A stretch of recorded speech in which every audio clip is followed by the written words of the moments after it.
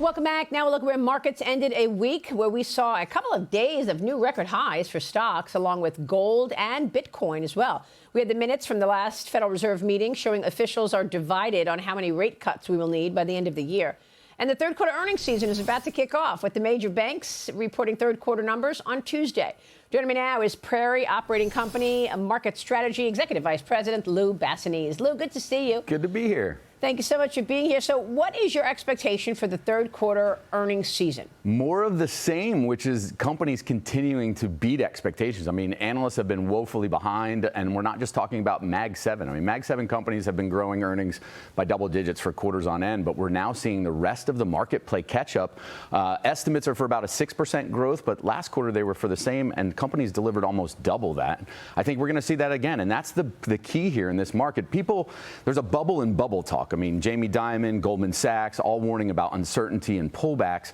But the reality is the driver of the stock market has always been earnings, and earnings keep going higher, and they're accelerating.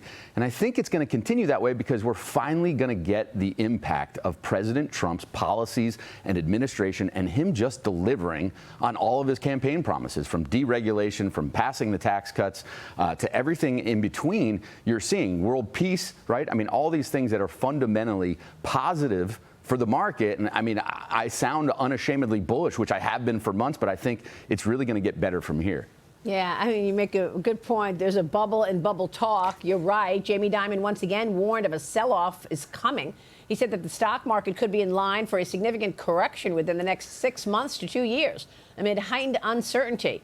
He's been negative before, but you think if I put money to work in stocks today, I'm going to have a good year end? Absolutely. I think it's year end and the momentum into the beginning of the year. I mean, you have to think, Jamie Dimon, in all fairness, has a lot more B's behind his last name than I do, right? I've got one. He's got billions in the bank. But he's got to be cautious. He can't be unashamedly bullish. He has to take a very diplomatic approach to what he sees. But again, we don't get paid to predict the next top in the market. If he's talking 6 to 12 months, Goldman Sachs is saying 12 to 18. As individual investors and on Main Street, we get paid to be invested in the market as long as the bull market runs. And I don't think there's any effort or worthwhile endeavor to try and predict the top here. You have to stay invested. I think obviously you got to stay away from higher valued names, but there's a lot of momentum in the market, particularly in the AI center. If you look at the Bitcoin miners that are now pivoting to AI data centers, this is really the under-followed growth trend in the market. Microsoft came out recently this week saying that, look, they're going to be capacity constrained for data centers through all of next year, which means any company, any data center provider that has guaranteed power, guaranteed locations, and compute power is going to be really bid up in this market. Companies like IREN and Cipher, I think that's the next wave of the AI trend, moving away from the chips to the data centers and the power suppliers. So really exciting times as far as I'm concerned. People want to compare it to the dot-com days. There's a key difference.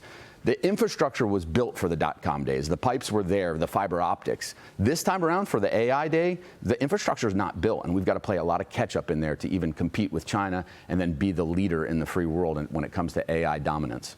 Wow, all great points. Lou, it's great to get your take. Thanks so much. Glad to be here.